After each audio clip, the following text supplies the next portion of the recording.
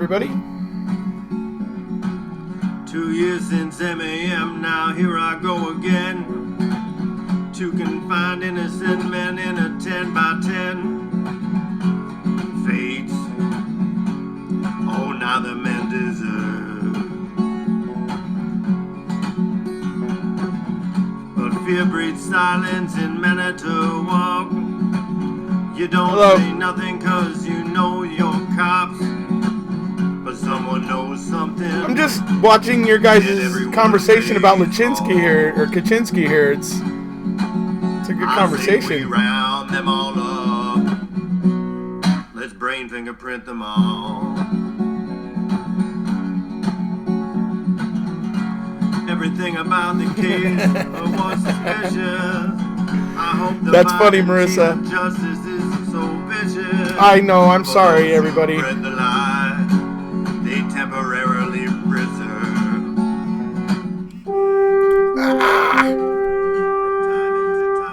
To Brendan's so-called confession, to the fact that Peterson was out of town when she went missing. And it's somebody I told that not to message me because I would be live.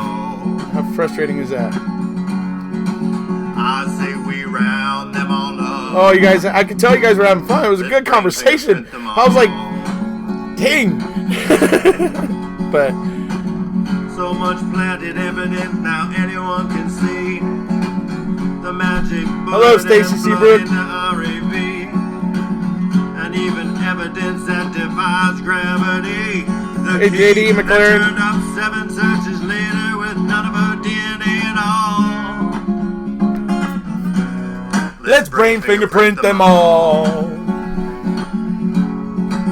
I say we round them all up.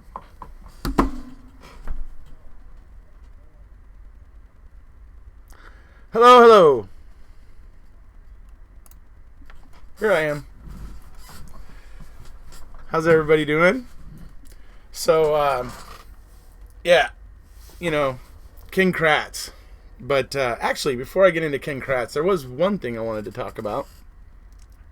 We should all get brain fingerprinted. So, one thing I was wanting to say before I get started, though, in groups today, there was a post on Facebook. Some of you I know aren't on Facebook, but the post was about, it was something that the Manitowoc Police Department had said. And the thing is, you know, I understand, like, everybody's angry, right? And so they wanna call these places and call them out. The problem is that the police department isn't the sheriff's department.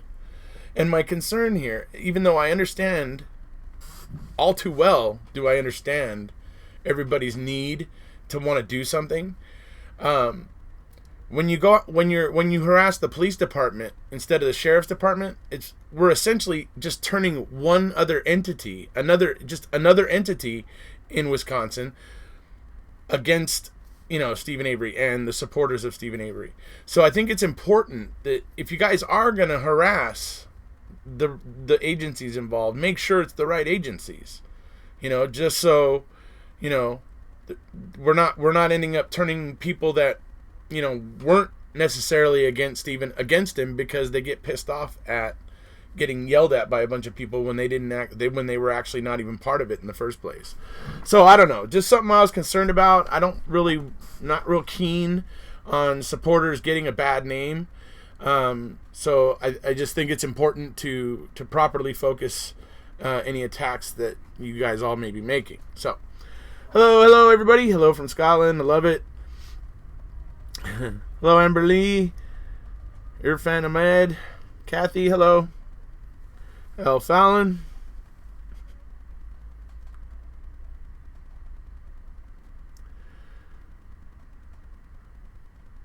Right.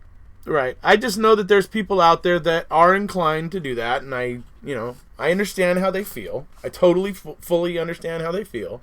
So, I know I can't stop them, but if I can't stop them, then I would at least, you know, plead with them to just make sure that you get the attacks focused on the right places.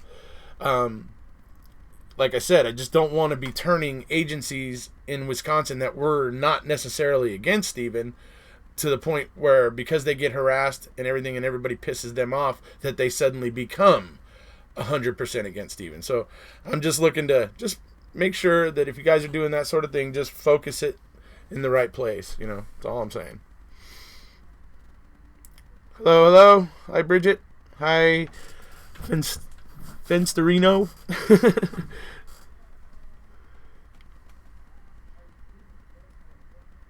It was the Brown County Police Department that actually that was calling in 99 or whatever it was, 97, whatever it was, 97, when they called over and talked to Sergeant Colburn. That was actually the Brown County Police Department actually trying to do the right thing and get the right guy. It was just that Manitowoc was ignoring it. And it was the Manitowoc County Sheriff's Department, and that's important. It's the Sheriff's Department, not the police department. So, it's just, I know some people don't realize that. They watch MM, they get all fired up, and they see Manitowoc law enforcement, and they're just like, yeah, right? But it's important to make the distinction between the police department and the sheriff's department, because they are two separate entities. Yes, they're all law enforcement. Yes, all compasses point north. But having said that, different agencies can have different philosophies and different ways of operating. So, but they are different. They are separate agencies. Just important to note that. So, let's see. Could someone explain the diff between the sheriff's department and police? Here in the United States, the way it works is that there's a county-funded sheriff's department for basically every square inch of, the map, of the United States, essentially. Or let's say, go state by state, let's say Nevada, right? Nevada will have probably a number of substations, right? They'll have, I don't know, let's just say they have 40, 40 substations that cover all of Nevada, let's say. So there's 40 of those substations, and that's how it's basically government funded law enforcement that covers every square inch. Police departments are a different thing. Police departments are only funded by a city. So when a city, when their city council decides that they want to have a private police force to enforce the law in their city, then they will create a police department. And so the important thing to note here is that the police departments are very much bound to the cities that create them. So they serve a smaller area, and the sheriffs are more of a blanket type of deal, and they are funded actually by the state government, possibly even, maybe, I'm not sure exactly who they're funded by, but they're basically funded from higher up. Whereas a police department is funded by the city that it polices. So I hope that helps you to understand. So not everywhere has a police department. Only the towns or cities that decide to fund one. See, the police are part of the town, and they said, yeah, I didn't realize Bobby was home so early from hunting. He was home by 5:30. That's interesting. I'm not sure. I hadn't really heard that, so I'm intrigued by that, but that's not a very long hunting trip. Police are city cops, sheriff are county. Right. The sheriffs are counties, and right. So they cover every square inch of a county. That's right. That's what I was missing. And then each county has a sheriff's department. There's literally, when it comes to sheriffs, they're all just, it's like a chain until you get to the top, right? So, there's many substations, and they just basically cover every square inch of the map, whereas police departments don't. Police departments cover every square inch of the map in the city that funds them. So that's the important part.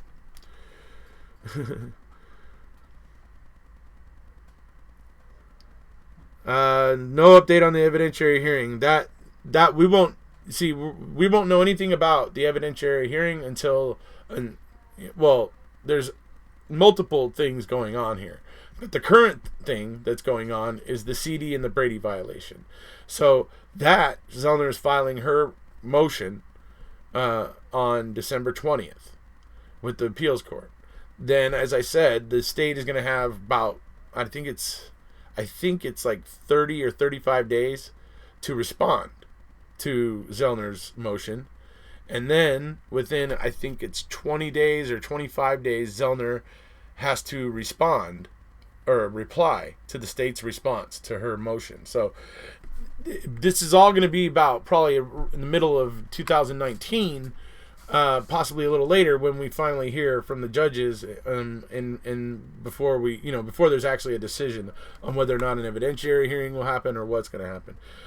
And in the meantime, between now and then, there is no telling what Zellner will find, because trust me, she's been filing this stuff with the courts since the middle of 2017, and we've been following along.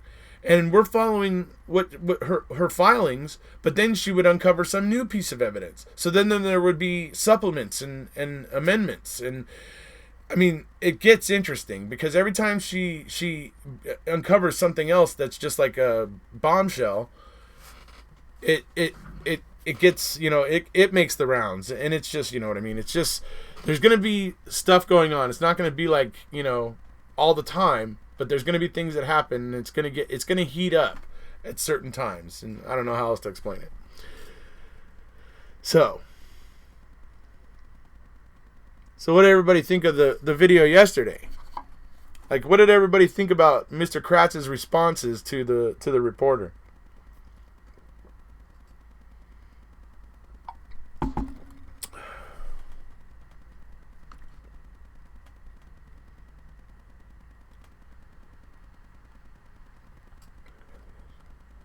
Where is the RAV? The RAV is in storage somewhere.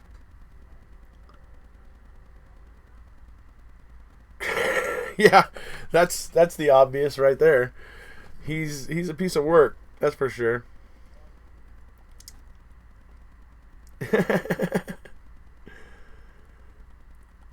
Oh, you guys, because I missed it. Right, got it. For me, the things that stuck out about what he said was him talking about how he's like a lightning rod for the vitriol and everything in this. And it's like, I only talk about Kratz when he's in the press talking and trying to tell people his lies. So the only time I talk about Kratz is when he's talking. If he didn't talk, I wouldn't talk about him. Unless, for whatever reason, whatever video I was making just involved him, for whatever reason. But I generally probably wouldn't talk about him if he would shut up. Uncle Kratz. Creepy Uncle Kratz, definitely.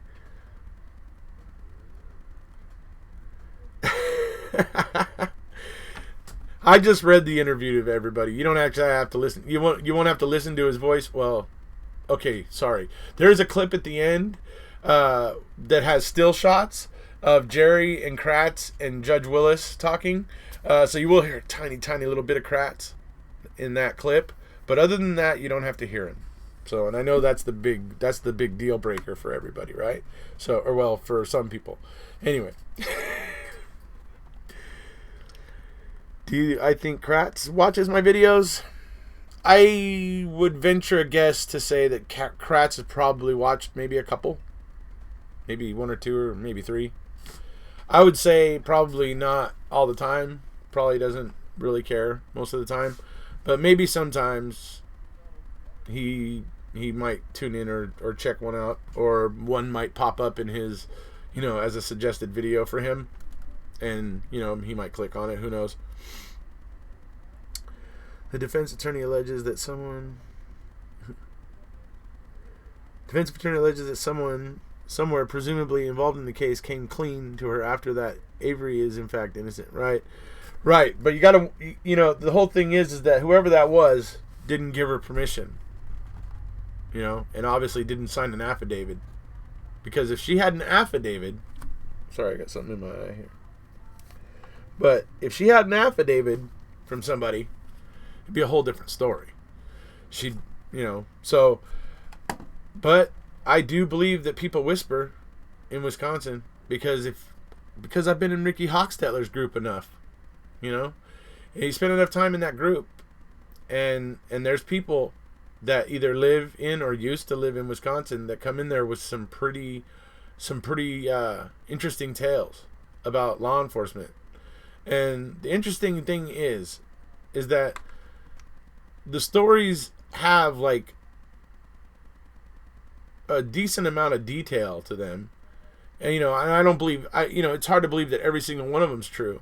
But some of them, you can tell the people, were writing it painstakingly. And so you get to see these things where they talk about the law enforcement in the area that kind of just goes along with what we've been learning about them. And it's crazy. But yeah, in Ricky's group, you kind of get to see, because some people creep out. They know that the admins of Ricky's group will crop their names out, and they know that if they send them something that they won't be, they won't have their name put out there, so they feel safe where they are, right? So they know the admins of Ricky's group will do that, so they share information. So I would have to say that Zellner has probably a similar deal with whoever said this to her. And she's probably hoping that this person will eventually, be a Lionheart and decide to step up. But who knows? So,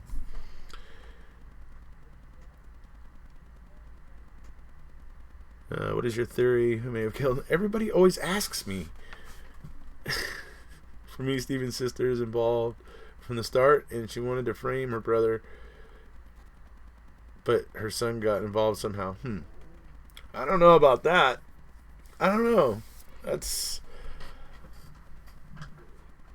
I don't know. Because Barb's not a hunter, really.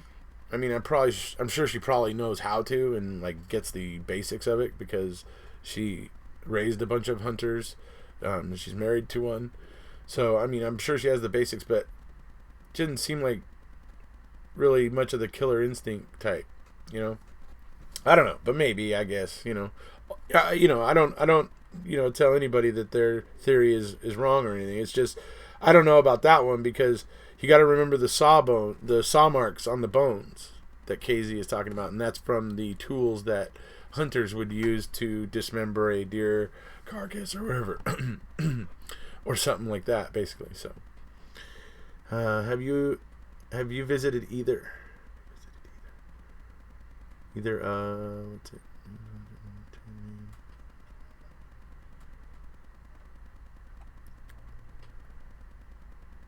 I don't know what that is. Kratz has apparently never learned what retired means. Yeah, right. He certainly can't keep off of Twitter or out of the press. I had a few and honestly forgot what's the news for tonight. We're talking about Kratz. L. Fallon. Let's see. Let me get caught back up here. I don't think Barb's involved. Have you talked about the scratches on the back of Ryan Hilligas's hand during the search? Yeah, like about a year and a half ago, I think, or two. The video is called Ryan Hilligas is Quite a Suspicious Fellow. But yes, I have pictures of that in there, and I talk about that in there. So, would you want the vehicle that allegedly held the dying, bleeding body of your child? I'm guessing that is a big reason why the haul box. Sure. Oh, sure. That's certainly within reason. The one thing I didn't know until recently was the indicator light that was in the back of the RAV. The replacement for the broken one, was it brand new? No, that was actually the turn indicator that got broken off and got thrown into the cargo area by whoever. The 2017 queso was revealing. Oh, certainly. Mike Hallbach digging through all of his old computers, desperately hoping and praying for a picture that he admits that he doesn't even know if it exists. I mean, Then you got Josh Radant in there, and he's basically expressing to Dietering how he doesn't really trust him to portray his words accurately. So he has his lawyer with him, and after the interview, whatever Josh Radant and his lawyer make Dietering give him their notes, and him and his lawyer go through the notes and make sure that Dietering was not saying, he wasn't using any artistic license in adding or deleting anything. They went all through all the notes to make sure that Dietering wasn't going to misrepresent anything he said. That is wild. That is freaking wild. And he even says that he felt like the investigators back in 2005 he felt like they were pushing him to say that what they wanted about the fire. Because he eventually asked him, look, how big do you want me to say the fire is? He actually admits that he actually finally asked investigators that at one point. I mean, crazy. So that's there with Josh Radant. Then there's the thing with Brian Dassey. I mean, the interview with Brian Dassey, I loved that. I was, at first, when I saw how Brian was like reluctant to let John Dietering in, he was, I kind of was like, he almost didn't let Dietering in, but he did. He finally got over that. He got over his fear, and he let Dietering in, and he sat down for the interview with Dietering. And the best part, and I love Brian Dassey for this, the best part was when Dietering was trying to say, well, wasn't Steve acting strange up in Kratz or whatever? Because they're trying to say that Steve was acting suspicious or whatever, right? And Brian says, well, I guess he kind of acted odd, but he always acted odd, and I just figured it was because he spent 18 years in prison for that he shouldn't have been in prison, basically. And it's just like, I was just like, oh yes, get him. So, because my issue with that is that they've always been trying to act like whatever Steven was doing in Kratz was suspicious. They were always trying to fish for that. They were always trying to get Brendan to say it in certain parts of the coercion. They were basically trying to fish for and get Brendan to say things like that about Steven up in Kratz. And and the whole thing is they were trying to suggest that Steven was acting paranoid. And here's the thing, is that all these idiots in this case don't get, look, if Steven was in Kratz and the whole family had been kicked off of the property for 8 days, and he was up in Kratz, and he'd already been wrongfully convicted once, it ceases to be paranoia at that point and becomes reality. So the fact that they keep trying to act like Steven was acting weird or acting suspicious or whatever is just fishy as hell as well. Especially when it just makes no sense, because when you've been wrongfully convicted once, it ceases to be paranoia that the police are hovering around you again. It's not paranoia. It's, oh my God, is it going to happen again? Right? Am I right, everybody? Can I get a hell yeah? Like Stone Cold Steve Austin? I don't think Barb's involved. Kratz is a narcissist. Girl who was walking with Ken Kratz in the documentary was a local escort. Hell yeah. All right, hell yeah. All right. So. All right, so yeah. The other thing that I showed you guys last night was, that I've always found interesting. Even though the blood vial, has become kind of a non-topic or a non-issue really after Zellner's testing, and now the blood in Steven's bathroom sink is the issue. So I know, even though the blood vial doesn't seem to have any importance, but in this case it does. In that document where you see Ken Kratz is filing the motion because they want to be able to send the blood to the blood whatever that they collected in the RAV, they wanted to send those to the FBI so that the FBI could do EDTA testing. Okay, so in motioning for that, Ken Kratz is telling the court there that the defense knew about this vial by at least in January, because this motion is being filed on December 6th of 2006, and so this motion is being filed December 6th of 2006. He's claiming that that the defense is known since July, and didn't tell him, and he's claiming that the state had no knowledge of the existence of this extrinsic evidence. He says that they had no knowledge of it. Then I put up the freaking email from February 6th of 2006 where he's talking to Sherry Culhane, and he actually says in there that he sent Wiegert over to look at the 1985 blood vial to see what it was. And it's just like, dude, the guy just lies like breathing. That's how he convinces people. That's how some people fall for him, because he does it like breathing, so it seems so natural that people like fall for it.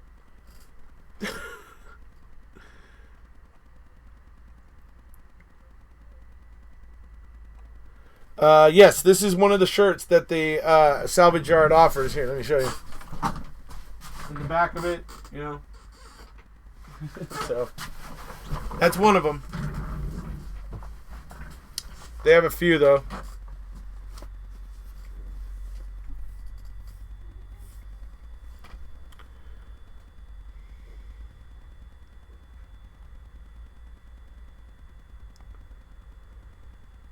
If I were to say I would have lived in a cave in a different state. Yeah. I think that Avery screwed himself when he let the other juror in the jury, because there were 7 on his side. Yeah. But the fact of the matter is that there was some monkey business going on to kind of draw one juror out, so. See, Gong Show Podcast Canadian here. Show Podcast Canadian here. Okay. Greetings to the Canadians. Hello, everybody. I'm just gonna call you Gong Show from now on. I think I'm gonna have to, because I don't curse on my channel, and I don't. Although I think your name's funny, I don't really want to say it on my channel. Germany. All right. Hello, Germany. Do you think Dean and Jerry should team up with Kathleen? I don't think that probably wouldn't be a good idea. Kathleen's the boss, right? And I think Dean and Jerry would have trouble operating in that. Unless they were being paid well, and I don't think she's looking to really throw any more money that way. She's already has a lawyer that she hired in Wisconsin, so that she could, so that they could do all the filings, legally, submitted and all that stuff. So I don't think she's looking to waste any more money at this point. But Dean and Jerry are kind of working with her, though. They're signing affidavits and doing what they can to help her. Even in MAM, look at Dean. He's a champ, man. He's such a champ. He was just like, she's got to raise ineffective assistance of counsel claims. She's got to do that. He was telling everybody, she doesn't have options to leave on the table. She has to go after every single one, right?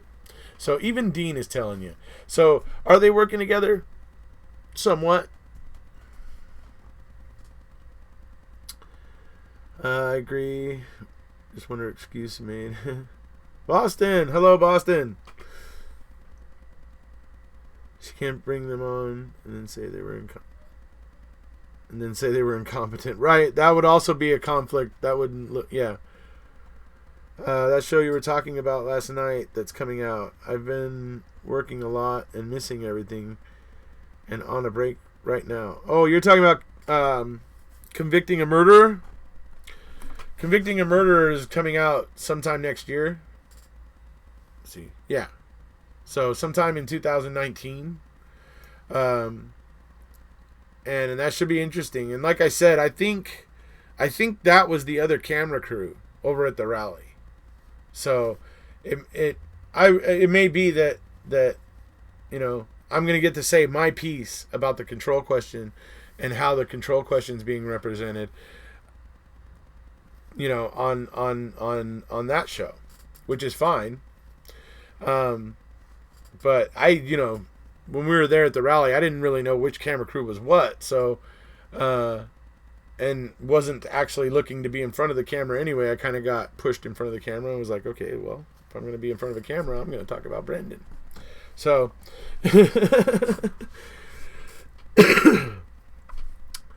Boston area again. Okay, Dean and Jerry are good lawyers. They believe in SA. They just didn't expect evil Kratz and co. But they were... dude, I just saw something funny.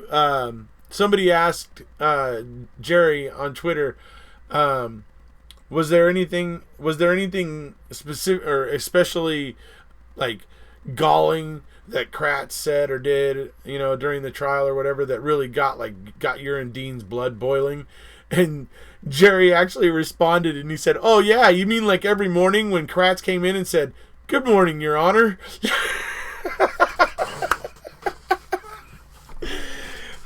Jerry's got a sense of humor, I gotta say. We're the jurors who, England, Philly, hello. What about the 3 corrupt jurors? Yeah, the ones that were like, one was a husband of a clerk, and one was the father of a law enforcement officer or something like that. Dean and Jerry, good lawyers. I'm born and raised in Wauwatosa, Wisconsin. Okay, Wisconsin. Okay, I hope it's fair, but I don't know from what it doesn't sound like. I think it's going to favor the prosecution, of course. But see, when it comes to the subject of Brendan, people are less polarized than they are with Steve. And that's one thing I've noticed. And that's why I feel that Brendan is kind of where it almost needs to start, because when you chisel Brendan away from this equation, it then makes Stephen's conviction look even more ridiculous. But whichever way it ends up going, whichever way it tumbles, whether Kathleen scores a victory that causes something to happen in Brendan's favor, or whether Drizzen and Nyrider file another post-conviction, another petition for post-conviction relief in the district court, and they uncover something that helps Stephen. Whichever way it can go, whichever way it's going to happen,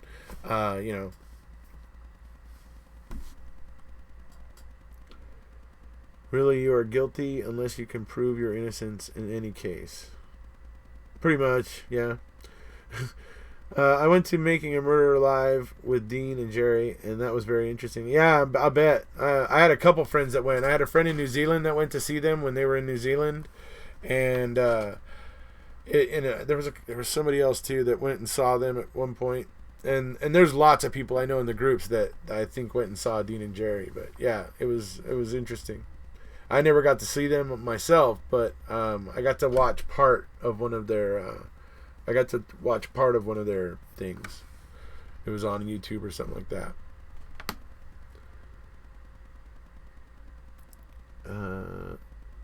I went to Making a Murderer Live with Dean and Jerry. Yes. Kratz could have taken the SA blood from his confiscated Grand Am and put it in the RAV4. Maybe. Well, like I said, there were officers on the property that found like little dried up dried up pools of Stephen's blood. Remember, he was bleeding, right? He bled into his sink. He bled. He had reopened a cut that he had from when he was. The first story Brendan tells is how he was working on the Grand Am, and he was working with the screwdriver trying to, I think, pry something or whatever, and he ended up hitting his finger, and that's when he opened up that finger. So that's the story of how it happened. So he would have been bleeding in the garage. He would have been bleeding probably a couple different places. It probably was bleeding pretty bad, judging by how much blood there was left on the sink and stuff. So the whole thing is that they were finding these dried pools of Stephen's blood, and they were trying to reliquefy them. They've actually documented it. It's in Queso, where I think it was Remaker. I think it was Remaker was trying to. He was getting some things. And he was trying to reliquefy some of Steven's blood that they had found or whatever. Who knows why? If you're gonna swab it, swab it. Why are you gonna try to reliquefy it? That's weird. It's really weird. How did the ex-boyfriend get the day planner? Yeah, that's everybody's question right now. How did he get that day planner? It's interesting because the production company was actually involved in the wrongful convictions, so that has me intrigued. Yeah, he usually works on wrongful convictions and you know, whatever, for whatever reason he feels in this case, you know, making a murderer got it wrong. I don't know. Maybe it's just because he doesn't want other filmmakers kind of on his little turf of, you know, criminal justice. I don't, you know, who knows? I don't know what it is, but or maybe he just personally looks at this case and has, you know, and just whatever identifies with the prosecution, I guess. I don't know. Maybe he doesn't. Maybe in his investigations, his opinion will differ from what it was in the beginning. Like I said, I'll tell you what, the camera guy that was filming me, he seemed pretty freaking excited about what I had to say.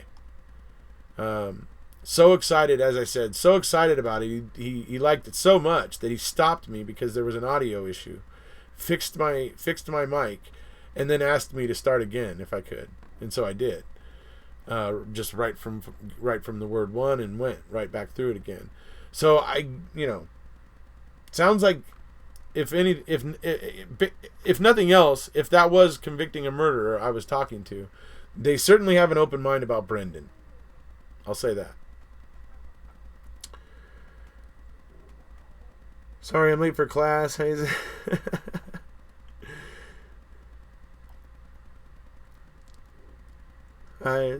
Exactly. I'm praying something comes out and all this. Those boys, yeah, should not be in jail, right? Hey, everybody. Hello, Rebecca Fudge. Who knows what's really going on? So much info to absorb. Oh, I know how you feel, Gong Show. It took me 2.5 years to get to this point.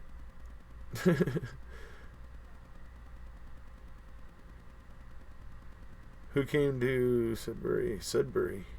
I don't know what that is. Seriously, the judges that worked against releasing Brendan, corrupt, incompetent, or plain stupid. Or, yeah, I don't know. I mean, it's just so odd. I mean, how did they pass along this fact? I mean, first of all, the district court in Wisconsin finds that the control question is proof that Brendan was resisting. They find that as a fact. And the appeals court doesn't see any problem with that. And nobody sees any problem with that. Not even when it gets to the on-bank hearing. And those judges know how much scrutiny and how much interest there is in this case.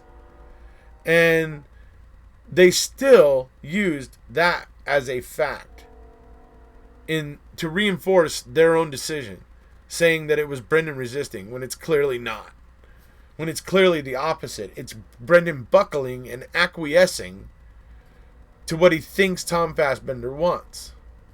Because when Tom Fassbender asks him, do you disagree with me? Brendan's immediately on the defensive. To where he's like, oh no. But I just don't know what it was or whatever, right? Because, and yeah. So the mechanics of the English language tell us that is not Brendan resisting. It is Brendan buckling and acquiescing and being suggestible. So watched the interview with SA's twins, and it was excruciating to watch. They actually have they have, yeah, and I know the interview you're talking about, and they've softened in those attitudes a bit since then. I watched the interview with SA. Yeah, sorry. There were pics. Jeez, this chat is killing me. There were pics of his bleeding in the Grand Am and blood. I have a video that shows some of that blood in the Grand Am. It was one of my videos about the blood in the RAV, and I was using it as an example. This is how when you're actively bleeding from your finger, this is how it would look. And there was these 2 blood spots right by the shifter in the Grand Am and everything. So, it's what did I call that one? Something about the blood in the RAV4 or whatever, but it has a picture of Steven's finger as the thumbnail, and then you can see like that little ruler. It's like a square, type of thing, and it has, all that whatever, and it's like they're measuring the cut and whatever. So that's the thumbnail. If you guys are interested in go checking that one out. For anyone in the UK, Laura and Steven are doing a show called Inside Making a Murderer Part 2. False confessions on the 10th December in Cardiff and 11th. Oh, yes.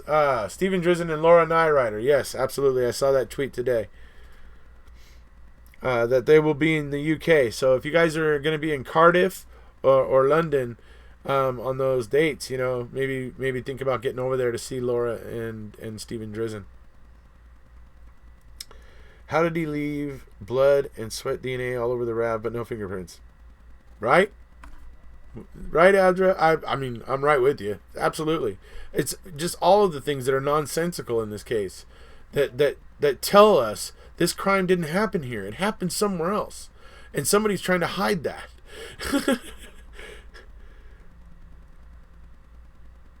How did he leave blood and sweat? Yeah, right. Junk science, right. Kratz. The blood at the switch. Blood at the switch looks like it was placed there by a Q-tip. Yep. And a lot of people have said that. Since one, I've been Hold on. Since season 1, I've been spot on about the corruption. Ryan is his hands all over this. Why? Yeah. Ryan's always fishy. And cleaning up all the DNA out of the trailer and garage. Yes, exactly. Manchester, England, significant witness told the officer that in the garage where the RAV4 was at the side of the road. Have you discussed that yet or not? A little. We discussed that in one of the live sessions, but we'll probably end up going into it more at some point. So convicting a murderer is really only going to help Stephen and Brendan, in my opinion. All it's going to do is all it's to show is how circumstantial the evidence in the case and no physical evidence on Brendan at all. Yeah, it's probably. I mean, I hope Sean Reck isn't just sitting there relying on having Brad Schimmel, Ken Kratz, and Tom Fassbender sit there and conjure the Hallbox the whole time, like Brad Schimmel does every time he gets an uncomfortable question about Brendan. You know what I mean? So, if that's all it's going to have, yeah, some people are going to buy it, but a lot of people aren't. The blood was in weird places, absolutely. Those judges were protecting the state, not the people of the state. Yeah, I'm starting to believe that they were actually, maybe were, even though they shouldn't have been. Because of that control question, because they used that. I mean, it's bizarre to me. They would use something so obviously false. Yeah, so. Why is this the case that Kratz is hanging his career on? Because it's the biggest case he ever had. It was the biggest case in Wisconsin history at the time, right? And may still be. Wisconsin spent a buttload of money convicting Stephen Avery. A lot. It was important to make sure he went in. They were willing to spend any amount of money to make sure Stephen went in, so long as they didn't have to pay for some of the criminals that were looking to get out. Instead, they were going to say, you know what?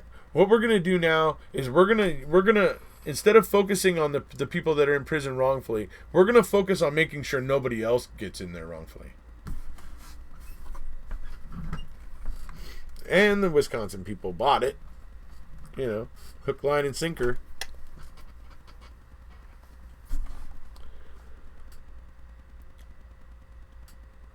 For some reason, I don't find the RAV4 witness to be. See, Shona Wyatt. Yeah, I see on Twitter that she is using a straw man defense. What is the difference between intrinsic and extrinsic? I have to look into why. I have to look into that myself now that you've asked me that question. Anything I said right now would be guessing. Yeah, I'll look into that.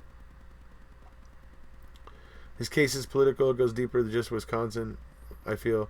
Well, that's what I mean. Peg Lautenschlager and the DOJ had a very vested interest in revilifying Stephen Avery. It was very important that they revilify him because of what they were trying to do.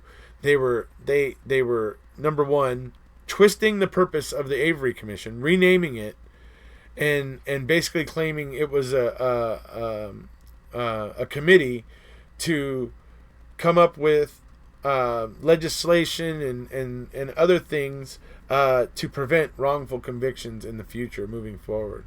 But that they would be able to, pretty much ignore the ones that were in prison now that were wrongfully convicted. And Peg did some things like to make it harder for those prisoners to get their evidence tested. She backlogged the crime lab so that the crime lab was so freaking busy that the only answer it had for the Innocence Project when it called wanting to do testing was no. So she basically just made it where they were testing more stuff than they used to.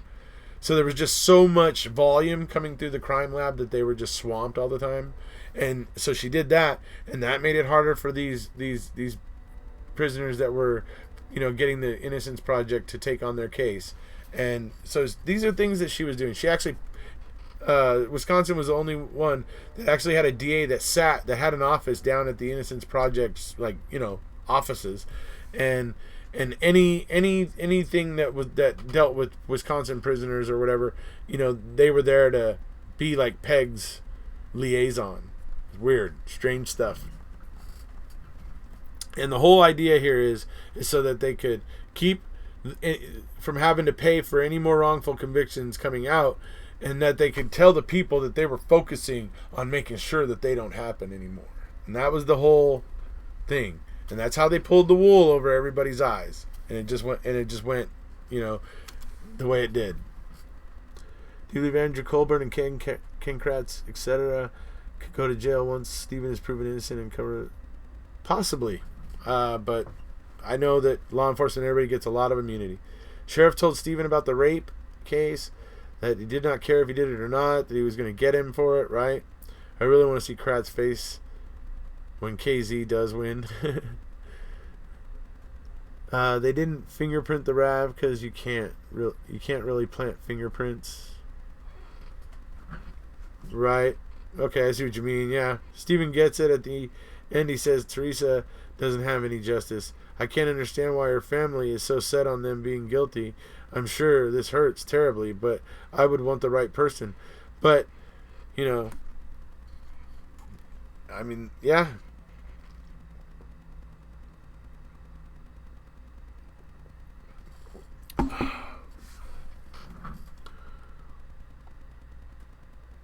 It's I don't know. I'm curious to see what the Hallbox are how they're gonna conduct themselves here moving forward now, because somebody they know has watched Making a Murderer 2 and has probably hinted at a couple things and didn't want to push maybe the issue with them, but hinted at a couple things that might pique their interest and cause them maybe to go look on their own.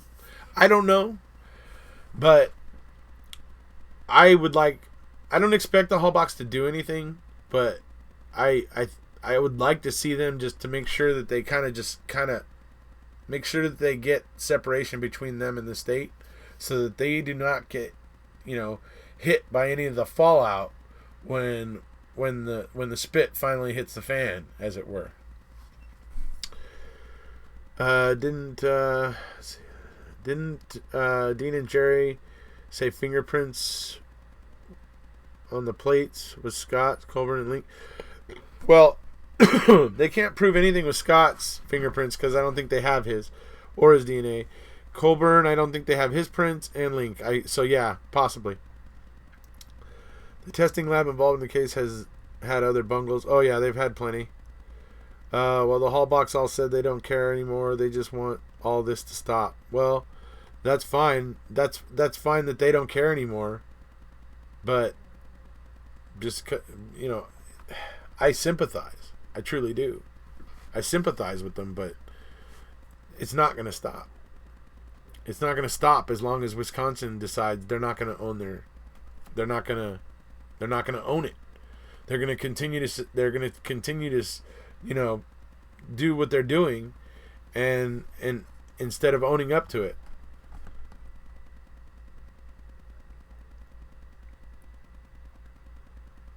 The mom has to know he's innocent. They're innocent. The Hallbox believe justice has been served. That's why. Basically, yeah, that's what they feel. They feel like it's done already. And oh yeah, when they hear about this calling into question stuff, and they just don't want to hear it. They want to believe that their daughter's killer has met justice. They just look. For the same reason that people don't want to believe that their DAs or their law enforcement can be corrupt.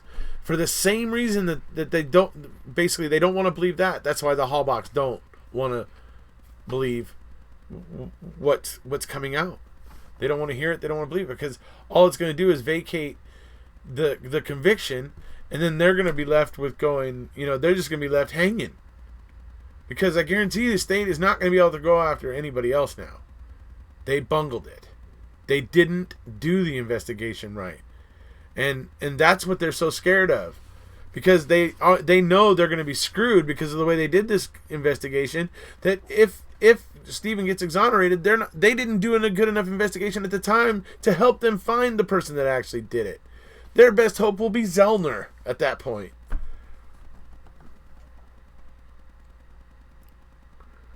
Police prints should be in the system.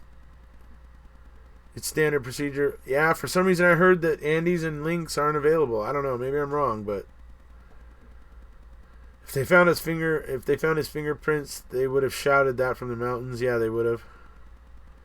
I think the Hallbox are probably getting people harassing them. It's not fair to them. I agree. It's not fair to them. They're victims in this. Just like the Averys, just like the Dassies. They are victims. Kind of the paramount victims, in my opinion, because even though I know there's a school of thought out there that think people that think Teresa is alive, a certain somebody has not come back with the DNA results on that one yet. So basically, I believe that Teresa is, deceased, and the Hallbox have no hope of her coming back. Now, if a certain somebody I know comes back with DNA results that prove that she is alive, then we're talking proof. Then that's a whole different story. So, haven't seen that proof yet, so maybe someday. Oh yeah, that's why they weren't usable. See, I'm sure the police have the Hallbox thoroughly convinced of SAB. Yeah, oh absolutely. Scott's prints should also be in the system based on his criminal history. Yeah, maybe. But they're not. I've heard that they don't have, well maybe, I don't know if it's DNA or fingerprints. Now I'm a little bit confused as to which it would be. So sad the killer probably won't face justice. Right, that's the kind of worrisome part about this. Thank you, Jacob. Thank you very much, sir. Very kind. Let's see. What's Scott's previous history with the law? Well, there was something about him and his mom. There was something I read. It was something about he did something. I think he got. He was either yelling abusively or he may have even struck her. I'm not sure exactly. I'd have to find the report. But there was a report of something going on with him and his mom, and whatever, and so I can't remember exactly what it was at this point. Like I said, read it a while back. Teresa's mom lived across the street from her, yet still didn't report her missing for 3 days. Yeah, right. Well, more importantly than that, Scott Blodorn, who lived with her and claimed that she never ever, spent that much time away without, calling or telling somebody or saying something. So you even have him saying that, and he didn't raise any alarm for 3 days, right? Zellner said she would be the first to test the plate. Okay. Roommate doesn't report her missing for 3 days. Right. Nothing adds up. Nobody should be harassing them. I agree. Marissa, I hope she gets them to test. Yeah, I hope Zoner gets the skull fragments, and I hope she gets her hands on that RAV4. I think that's what's going to blow things open here. I think the jealous ex-boyfriend did it. Yeah, a lot of people do. Perhaps a lie detector test for everyone at the Avery salvage yard. I'm sure they'd be willing. I'm sure they wouldn't care. The Hallbox think they are only victims in this. They're the only victims in this tragedy. That's true, but I'm not really super critical of them. You know, like I said, there's so many victims in this because of the way that law enforcement and the state and, you know, Kratz and Fallon and Peg Lautenschlager, because of the way that everybody decided to handle this, a lot of people got hurt, and the Hallbox are among them. Assault of a female. I want to donate, but I don't have the option. The $ icon isn't on my chat. Oh, I don't know. Usually, I don't know if maybe you need to scroll down the page a little bit. Maybe I can see it on mine, so I don't know about everybody else's. But maybe if your window is slightly closed in, maybe because it's literally right at the bottom of my screen. I don't know. But it's okay if you don't. No big deal. Let's see. Caroline, imagine that. Makes you wonder why he was never investigated. Yeah. The Hallbox behavior is suspicious. They should want to know. Damn, this thing jumps like crazy.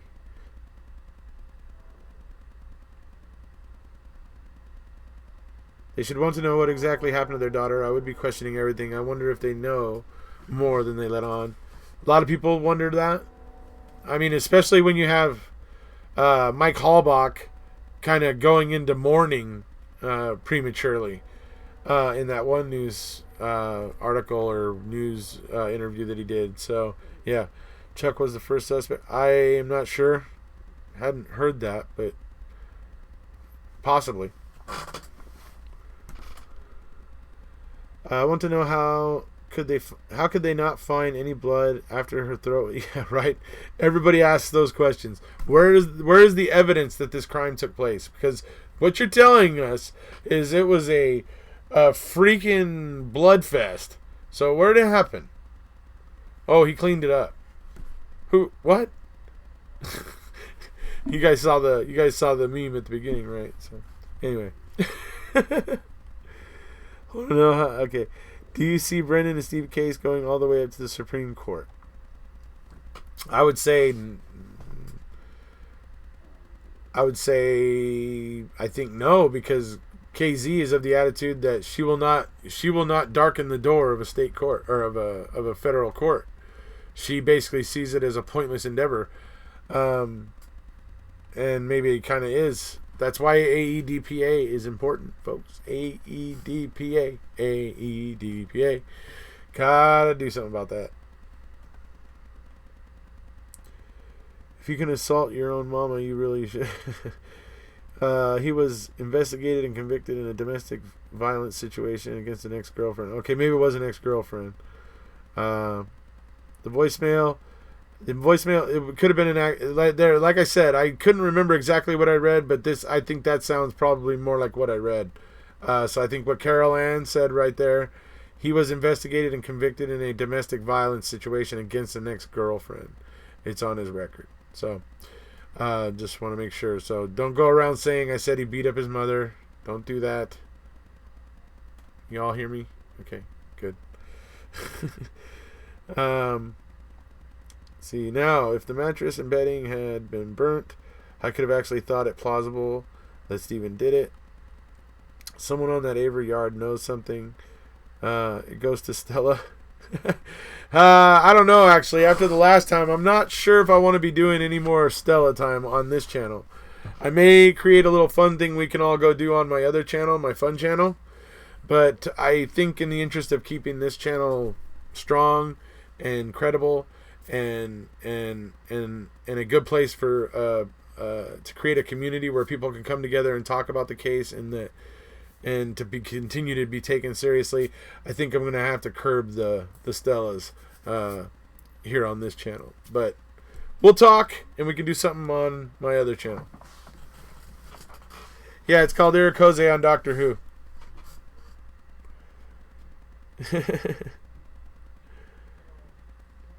Dr. Pepper time, yep. I got those too. See, look, watch.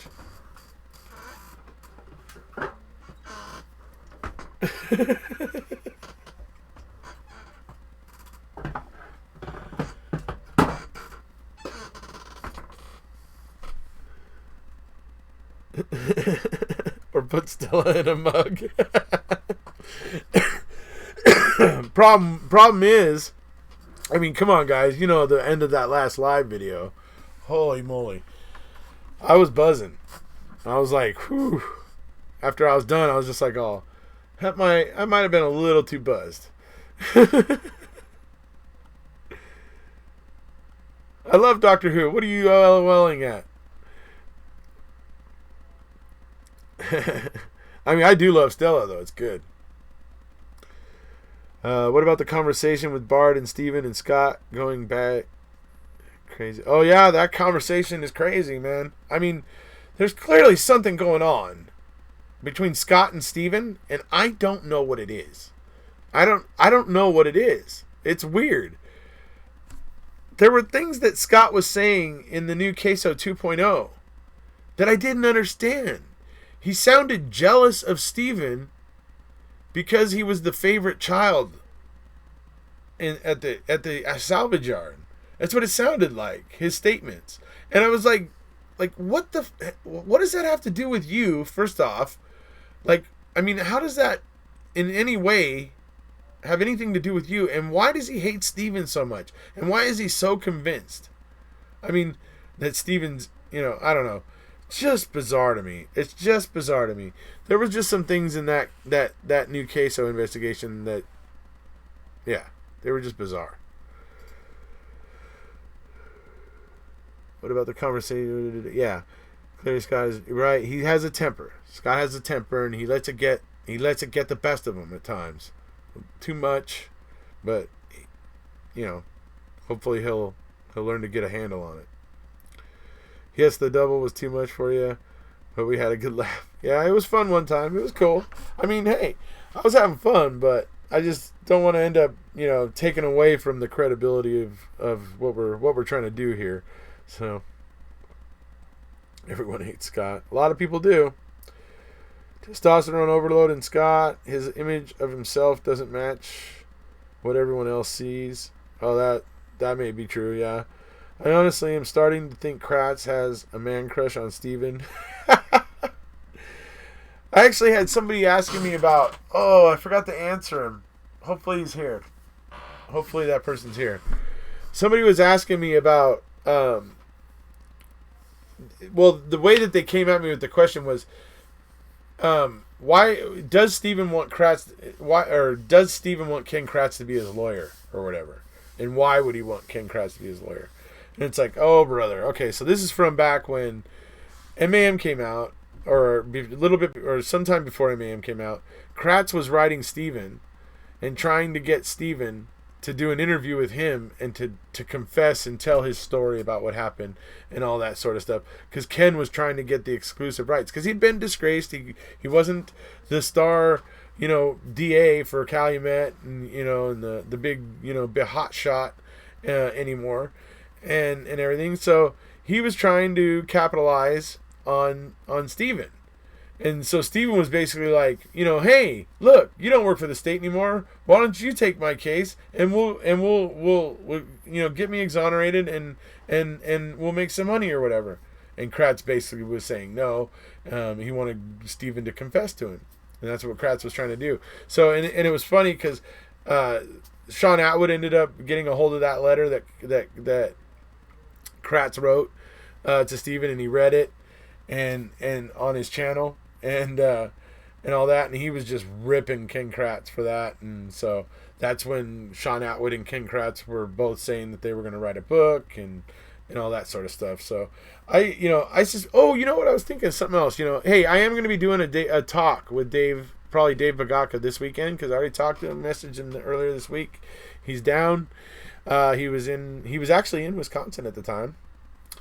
But because he was in Wisconsin, he didn't have the best internet. So it wouldn't have been good to do the call while he was there. So he's going to be home this weekend. And then when he's home this weekend, we can do a little talk, and we can talk about kind of from 85 to 2005, right? We can kind of just do that for people to just kind of bring them along with, all the kind of various events and things. And between him and I, you're probably going to get quite a bit, because he's going to have a lot of firsthand information because he lived there at the time. And, thank you very much, Theresa Champagne. Thank you. You're very kind. Thank you. But I think then we'll be able to bring, for those people who have been wanting that more like from the beginning of, from 85 and how it all led into 2005, to get more of the in-depth on that and stuff. I think you guys can get that from me and Dave Bagaka this weekend. But also, if you read Sean Atwood's book, Sean Atwood wrote a book called Unmaking a Murderer. And that book goes through all of the tactics used against Stephen in his 1985 trial and all the various things that were going on with the 85 case. So for people that are like kind of wanting to get more about how that all happened and all the specifics behind what happened in 1985, Sean Atwood's book. It's an excellent source. There's also Michael Griesbach's book, but he's what I would call a guilter. He even though he helped get Stephen out the first time, he, upon becoming the Manitowoc DA, suddenly thought Stephen was guilty. So it's the way it is. But let's see what we got here. And yes, thank you very much, Theresa. And see, those letters, I read them the other day. Scott is involved and he's emotionally, possibly physically abusive to Barb. He triggers my PTSD. And yeah, well, he's certainly, I've certainly seen that temper on him. He's definitely seems to have that. See, was the camera ever recovered? It was, but I believe it was burned it was burned up in a barrel. Let's see. Wow, 101 people watching. Oh, cool. The way Scott behaves in MAM2 was sickening, pretending to feel so sorry for Brendan and Stephen. Yeah, I don't know. I almost felt like that stuff at the beginning, because it was before those clips were before Kathleen Zellner started making her accusations about Bobby and Scott. And so from in the first 5 and 6 episodes maybe, those interviews of Scott and Barb are before any accusations were being made.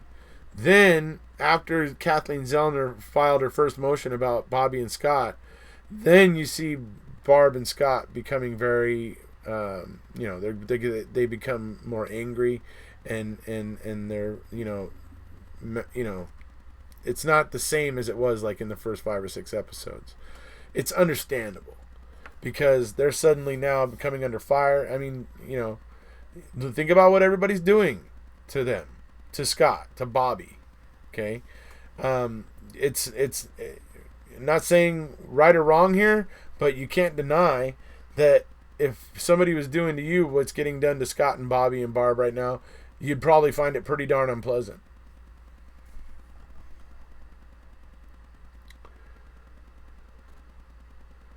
The way Scott behaves, yeah, right. Let's see. All the signs are there for all that. Totally, Steve knew that call was coming. That it's going to be a great talk with you both. Oh yes, with me and Dave. I know it's going to be awesome. Totally, Steve knew the call was coming. That is going to be. Let's see. Wait. Okay, Dave has crazy stories. Well, he has some crazy stories, maybe, but I don't know, dude. There are some really weird people in the world that do really weird stuff. And it could be that a particularly weird group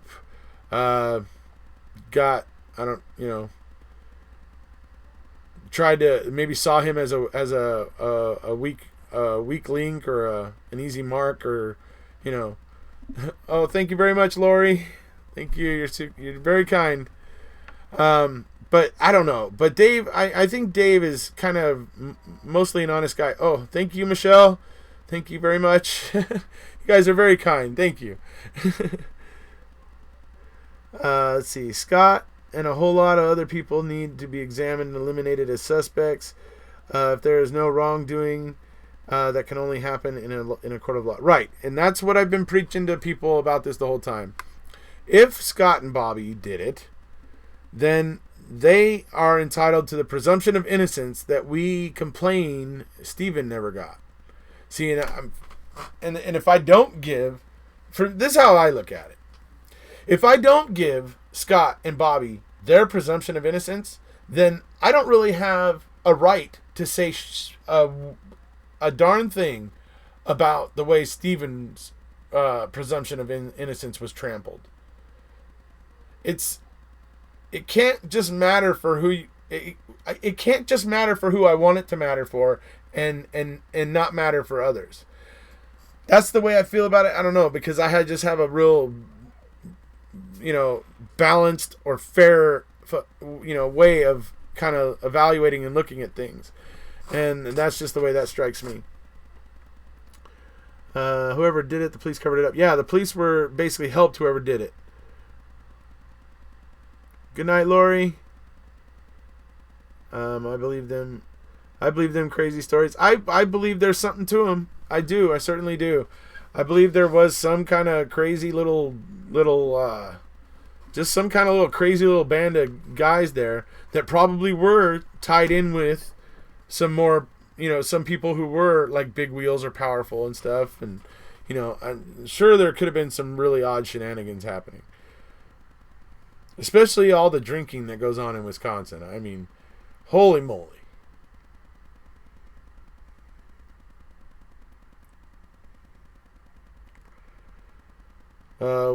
What did Scott say on the stand? MM1, right. He was against Stephen and all that, right? Has anyone suspected Peterson, Colbert, and Vogel? I think some people had or have, or maybe even still do. I think they were certainly involved in obscuring things and making the evidence point a certain way. Definitely. You should try your hand at being a lawyer. Imagine how much school I'd probably be halfway to my grave by the time I finish the school. Barb said Bobby told her he didn't see Teresa walk to the trailer. Blaine signed the affidavit saying the same queso interview. He said Blaine lied. Right. I do recall he did say Blaine lied about... Yeah, I think you may be right about that. I give you kudos for giving Scott and Bobby their presumption of innocence, to not perpetuating what was done to Stephen and Brennan. And that's what it's about. Because look, people are going to be outraged by what's going on here. And no matter what, Wisconsin, whatever happens, win, lose, draw, A-bomb, goes off in Wisconsin, I don't know, but win, lose, or draw, essentially, this whole thing has got to get dealt with. It's just a mess. It's just such a mess. It's crazy. Let's see. So many comments. So which is it? Barb said Bobby told her he didn't see Teresa walk to the trailer. Blaine signed the affidavit saying the same.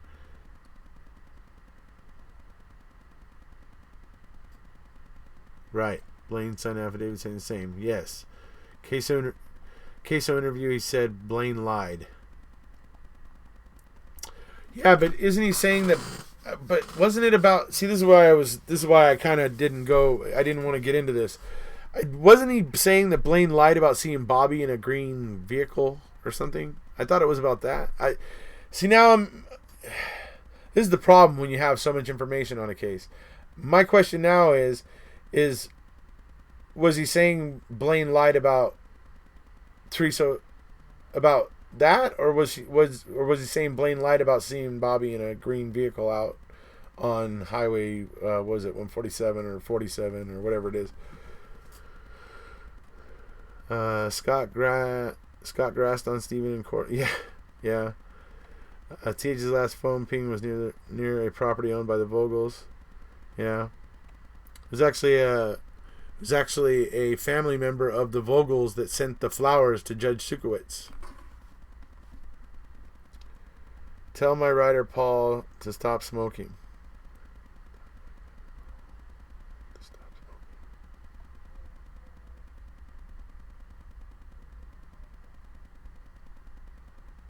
Okay. I'm not sure if I'm... it was a Vogel relative that sent the flowers to Judge Suk in Steve's case. Yeah, that's true. Let's see. I'm glad I rewatched season 1 because I forgot about Bobby and Steve testified. You mean Scott's testified for the state, right? I hope this kid that got manipulated into false confession sue and bankrupt the town. Yeah, he'll be called Avery or Dasseyville. That's messed up in itself. Just go forward. In 7 years, you could be a lawyer. Or you could say, hey, if I had started 7 years ago, I'd be a lawyer. Yeah, that's true.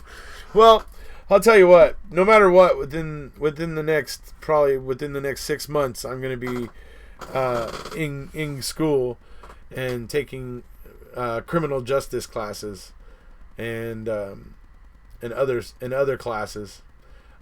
What I was really kind of thinking about doing was becoming a PI, but becoming like a really qualified to do, because there's some PIs and stuff that get to do kind of cool stuff like test DNA and that sort of stuff. And if I could get to that point, that to me would probably be the coolest.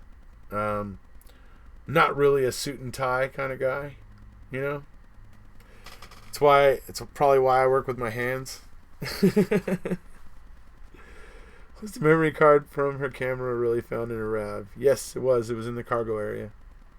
Bobby said he was subpoenaed and he had to go.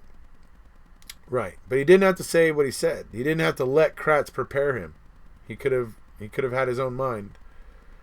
Good for you. Thank you. They will buy Wisconsin. Yeah. I don't think Zellner revealed everything and left out an important suspect theory. Yeah. Maybe. I don't know. I think Zellner has things developing, but she doesn't have. They're not developed, right? So but that's the feeling I get. She's got a couple of things that developing, I think, that might just really blow everybody away. Like Pam of God, the PI. Yeah, except better. Not her. Yeah, I guess a subpoena would do it. Yeah, but like I said, he didn't have to allow himself to be led by Ken Kratz, and he did. I second that. You would do well with stuff like Sheila Wasaki. You would do well with stuff like Sheila Wasaki. Yeah. Erekose of God. Well, you know. Kratz is a compulsive liar. I can sense he lives from miles. He can sense his lies from miles. Yeah, I understand how people believe any. Right, absolutely. I went back to school when my daughter was 7. I went straight through to a master's in social work from Syracuse U. Oh, awesome! That's great. I don't know, about 5 years ago, probably about 8 years ago, I went back to school to get my electrical certification, and actually didn't quite finish it yet, but started doing that, and was suddenly having to take. I was taking, obviously book classes where we were learning the code, and the electrical code is like a book that's like this thick. And it's literally you just open it and it's just like lists of the code of California, how you wire electricity legally and everything. And so So there was classes like that, and then there was like I was having to take the math classes too. So I was having to take algebra again and trigonometry and everything. It was crazy. It was fun though. Actually, it was challenging, but it was fun. Never too late. I'm 46 and we'll be almost. Yeah, I know. I'm definitely interested in going back to school anyway. So I don't know. I just would really want to do investigation and be an investigator because, like I said, I'm not an office guy, not a suit and tie kind of guy. It's just not me. KZ is waiting on DNA results from the former Dassey garage. That will be interesting. Oh yeah, that's true. Wisconsin has the largest sex trafficking trade and stolen girls and go missing from there every day. Well, yeah, that's interesting then, because if the sex trafficking is happening, that would explain the really odd sexual crap that Dave was describing that one group was doing. So I have a grad dip in public admin policing. Oh, cool, Carol Ann. If we all pray, now good old Ken will get mowed by a bus tomorrow. You're not supposed to pray for things like that. You know better than that. Come on. Let's see, where are we at? Zellner is brilliant. She's fueled to get to the bottom of the truth. You do the same thing by spreading the word. Best I can. And certainly she's making enough noise now that people are starting to notice me and other people that have been talking about this for a long time, like like TikTok Manitowoc. A lot of these Redditors that are very unsung, but they're out there, they're active, they're trying to get the message out. They moved from Reddit to Twitter because they're trying to get the message out even more, and they work hard at it. So it's good that this is happening, because then a lot of these people that have been going through the documents all this time are finally going to have a wider group, a bigger group that's paying attention and tuning in to see all of the little things that they've been finding all along. Ugh. Stupid phone. Kratz keeps saying the garage is full of bleach. Yeah, I know. I know. They say that all the time. I think they found like one bottle of bleach.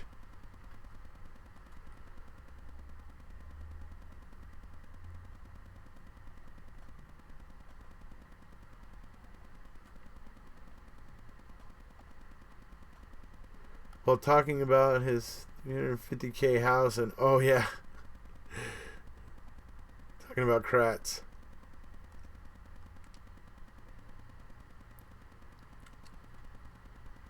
I went back to school in my late 40s. I am just a couple classes from a degree in psych, but no longer an option for me since I went and got old and can't talk. Oh. How come you can't talk? Agree, Stacy. You're a Sparky. Yeah, Sparky. Sort of. I originally started as a electrician, a residential electrician, back when I was 18, 20 years old. But for the last 10 years, I've been in, low voltage, which is, Cat 5 networking, video, audio, speakers, control, whole house control types of, very technical stuff. Whereas, electricity is, being a Sparky is somewhat easier in a lot of ways, because you don't have to set up so much electronics, and setting up electronics is a pain. Let's see. White Wave Ziggy, write a book or something then. Oh, that's a good idea. I wish I had followed up more after session 1. I got really distracted though. Oh, season 1, right. We're not praying, just highly recommending Kratz for an under... for an under... Yeah. Hi, Stacy. Love your M&M songs. Yes, what's up, Stacy? Where's he at? Did I miss him? Oh, there he is. Vogel, Peterson, Kosarik, Peg, Gann, Fallon, Fassbender, Uyghur, Schimmel, Walker, DCI, DOJ, all of them guilty in my mind.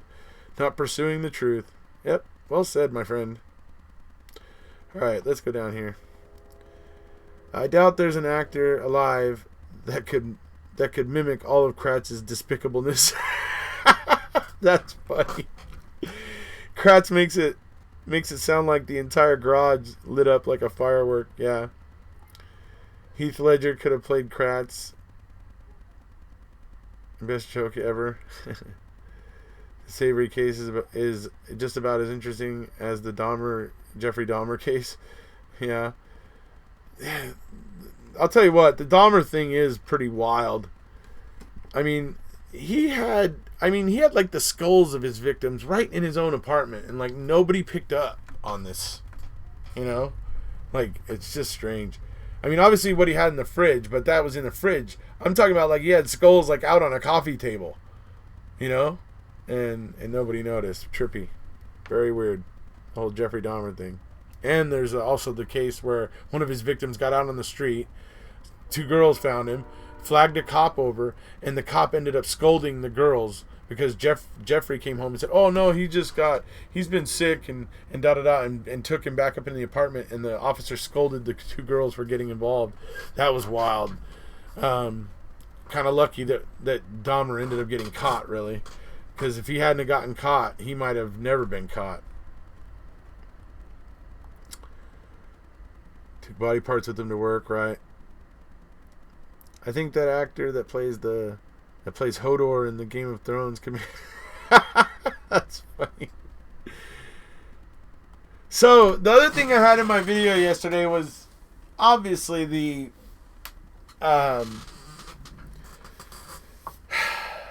little thing in court about the deleted voicemails, right?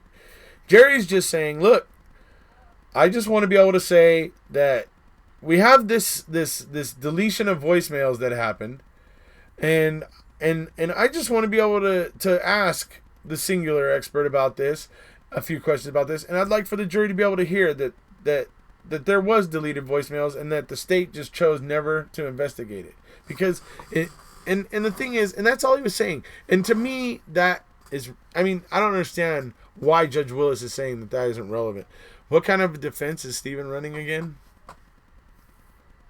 Oh yeah, it was a planting and framing defense. Right. And you think that non-investigation isn't also a possible tactic that could be used in planting and framing? Are we just like brain dead?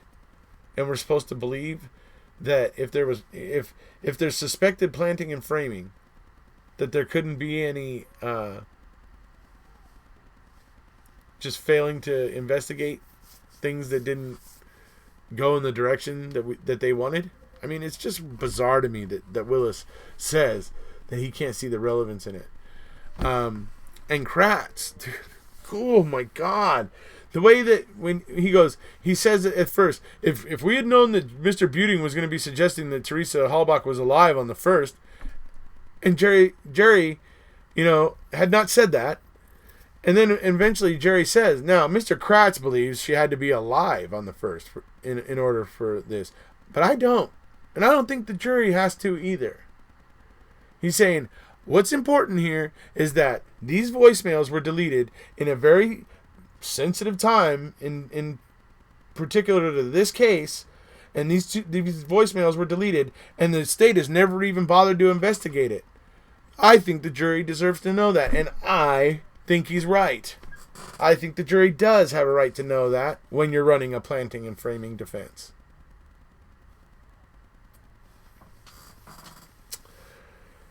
Really all that freaky as coming from a family, law enforcement for the judge and AG and all sheriffs to be allowed to interject in unlawfully unconstitutional by law alone. Yeah.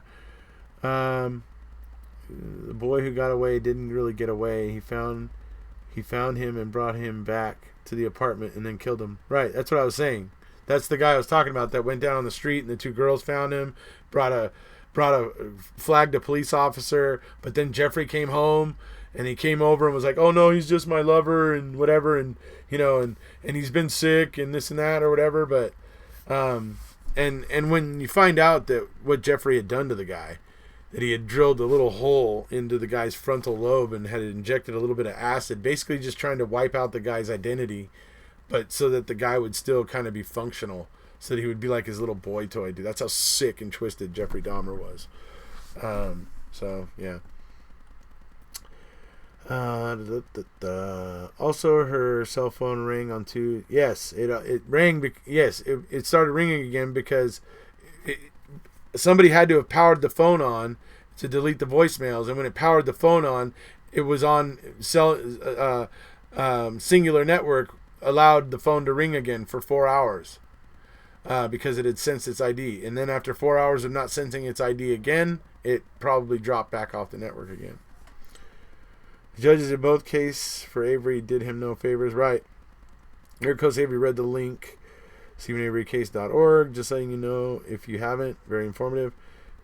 You're talking about where the trial transcripts and queso and all that and the pictures and everything are? Yeah, I have it bookmarked on my own computer. In fact, it's the link to it is in the info below many of my videos. So yeah, I'm aware of it.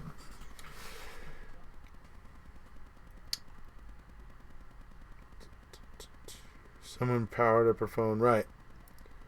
Ken Kratz and Lou Sasshole are definitely going to be in jail, and they claim Dassey had a friend named Eaton Beaver who had seen the RAV4 at the adult bookstore and hid that info. I know, but so close to the gateway. Judges were paid off. Judge Patrick Willis is going to be in convicting a murderer. Oh, really? If judges can't see that confession is forced, they don't deserve to be judges. Yeah, that's true. The ultimate what the F you talking about Willis moment. Yeah, absolutely. I try to keep an open mind. Let's say Stephen is guilty. What pieces of evidence is there that doesn't appear planted and points to Stephen only? Anyone? Bueller? Brilliant comment, Kaylee. Brilliant. The biggest thing that bothers me is the whole coroner thing. Right. And it should, because it's strange. Having a background in emergency services, that is so strange. Somebody tells my coroner he can't go to the scene. He would tell them to go. Let's see. Yeah, it has a lot. Wasn't sure. I just saw it. Thanks. My coroner was Glenn Heatrick, by the way. He has his own show called I Speak for the Dead. Good show if anyone is interested. Oh, you know what? I do remember something about that show. Is it on is it on Investigation Discovery or something? Anyway, my mind is open to the idea that she could be alive. I'm open to the possibility. And as I said, there's somebody out there who has told me that they are chasing down a DNA result. So I don't know. I haven't heard about it yet, so I'm not going to sit here and start speculating on it, because until I can see a document that says, my mind is open. I don't think the ex and her brother cracked her messages online. I think they had the actual phone then dropped. Yeah, that's what I'm thinking too. Absolutely, Stacey. I was trying to think of how to express the thought, and you did it for me. Kratz placed multiple Domino's pizza orders using Teresa's phone, according to court documents. He did what now? Carol Ann. I think so too, but I think there would be a record of the call to VM. What's up, Chase? How's it going? Good to see you. I was wondering where you were. Or when Steven's defense proves that Steven is being the last one to see TH. Yeah. Hustle shots and Kratz. Right. Click on this. I did find it interesting the time he placed the star 6-7 call. Hookers and dominoes, I'm sure. If you look at the Wolfpack case in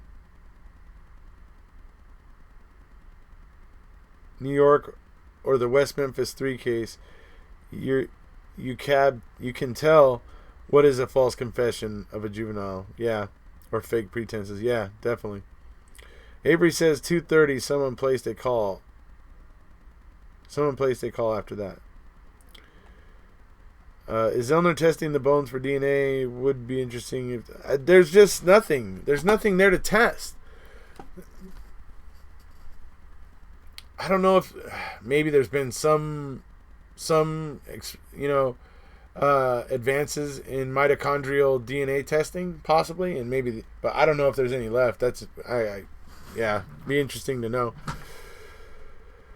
Let's see here. Not sure about a call to VM. I can't read the telephone records. Good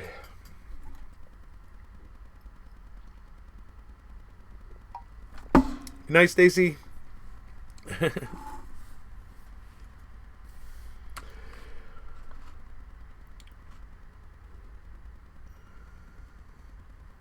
And actually, we're coming up on 10:30, so you know what? I think we probably are going to have to cut it off now.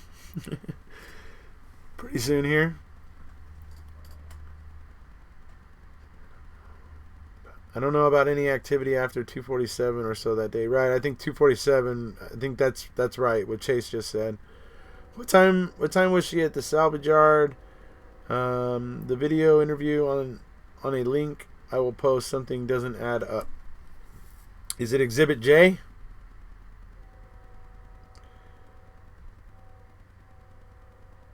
Thank you, Mark. Colburn's phone call recording and like the scumbag he is lies, and what pisses me off more than anything. Yeah. He really does need to just stop. Shut up. If you shut up, most people are going to shut up. They're not going to talk about you. But he keeps talking. Oh, thank you so much. Thank you so much. So it's always a pleasure to come here and talk to you guys. You know, like I said, I'm trying to help. You know, I know a lot of you here are, you know, new subscribers and new viewers. So I know you guys are really interested in the specifics of what went before with the 85 case. So like I said, I'm working on that. We should, between Dave and I, we'll be able to set you straight on that. I also did videos about Unmaking a Murderer that you could watch. I did a video on pretty much for each chapter and tried to hit like the high points of each chapter. So you might try typing Unmaking a Murderer into the search field on my channel and get those to pop up. You might find those to be interesting if you're trying to get caught up on what's happening. And particularly with the 85 case, because Sean really does go into a lot of detail and pointing out all of the things that they had done in the 1985 case. I mean, just a lot of painstaking detail. It's very interesting. So, oh, thank you, Amber.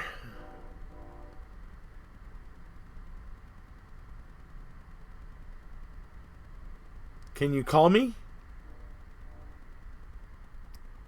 I'll tell you what, Gong Show, email me. We'll talk.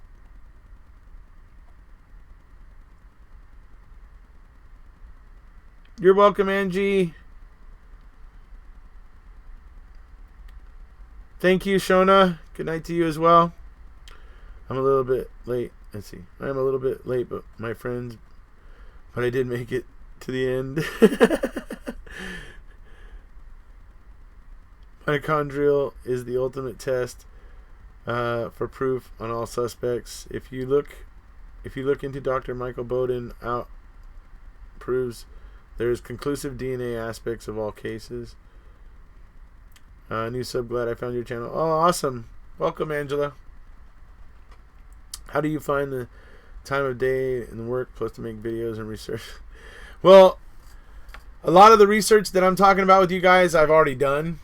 The research I need to get caught up on is like all of the latest interviews with the filmmakers and all the latest interviews with Zellner and all the latest interviews. Well, I think there's only been one with Kratz, and that one I did cover.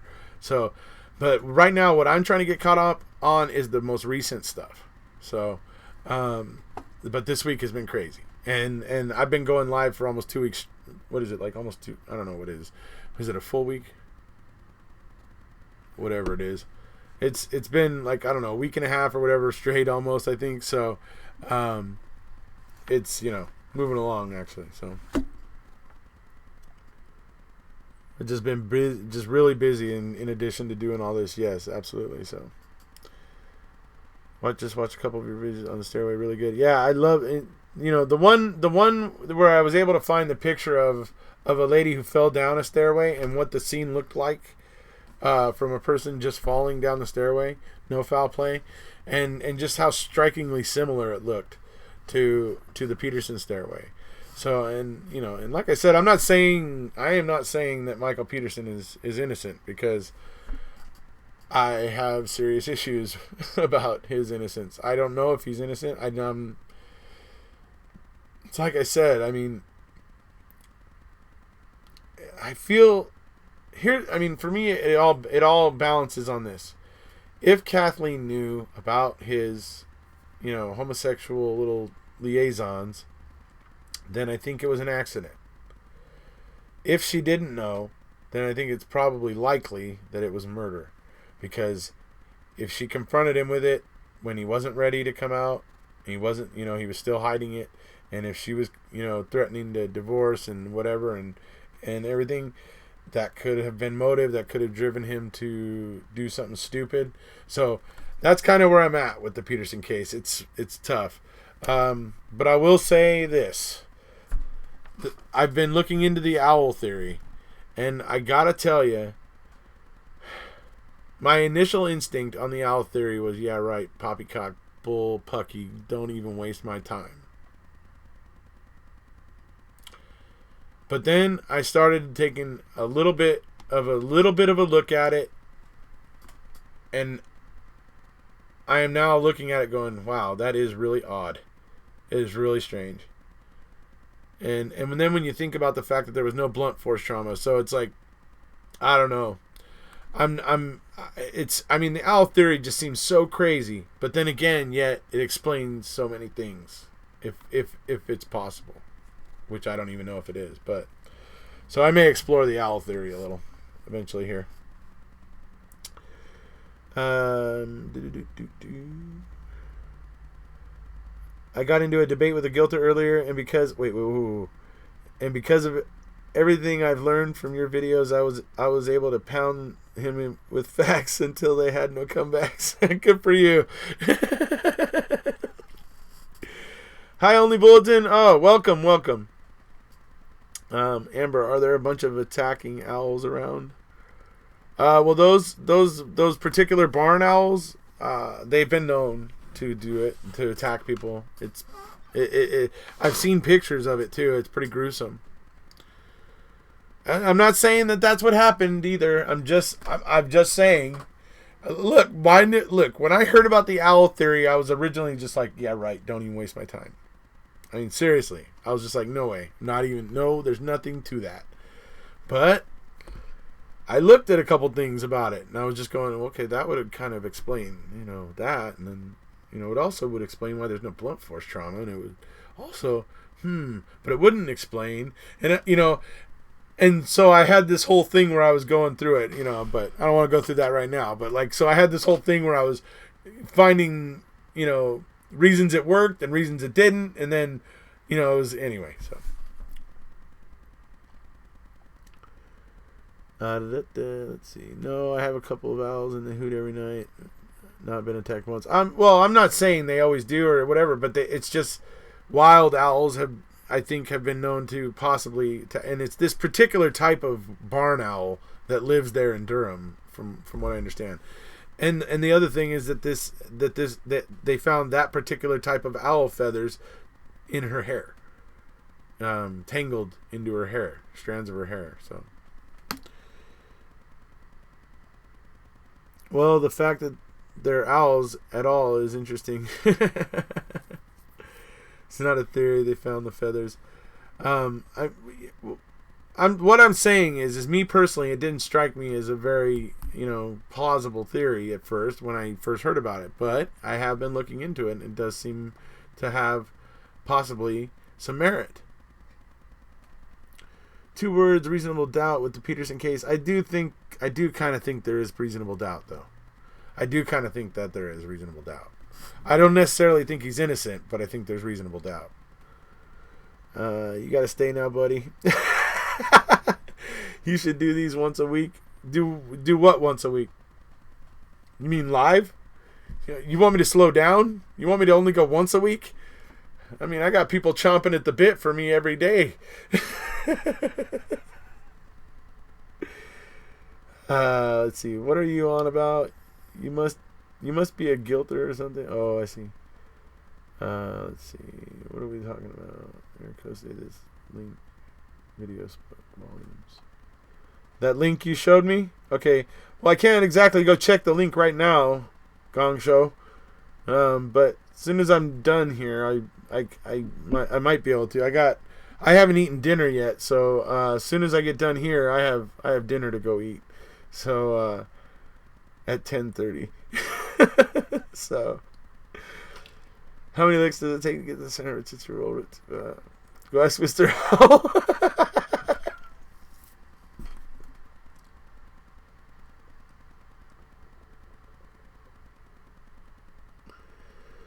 Well, the time frame of when Steven says she was there in that video doesn't add up.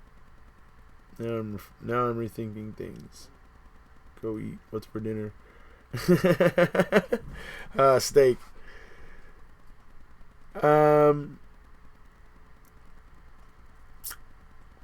Well, Gong Show, Gong Show, email me.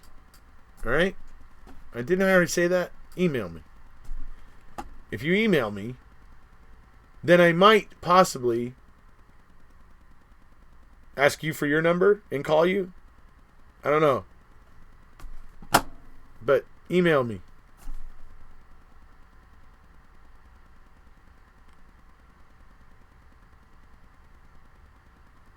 Eat live. All right, guys. That's about it for tonight. It's been a pleasure talking with all of you. Always happy to come in here and try to help clear things up for people. Gong Show, email me.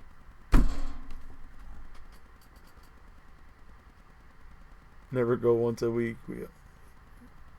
We want the receipts for the bullocks that KK spilled, right?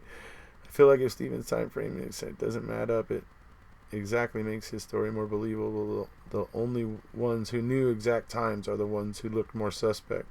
Yeah, that's true. Yes, so I am going to go eat now. Everybody, it's been a pleasure. If you haven't already, please hit subscribe, and we'll see you.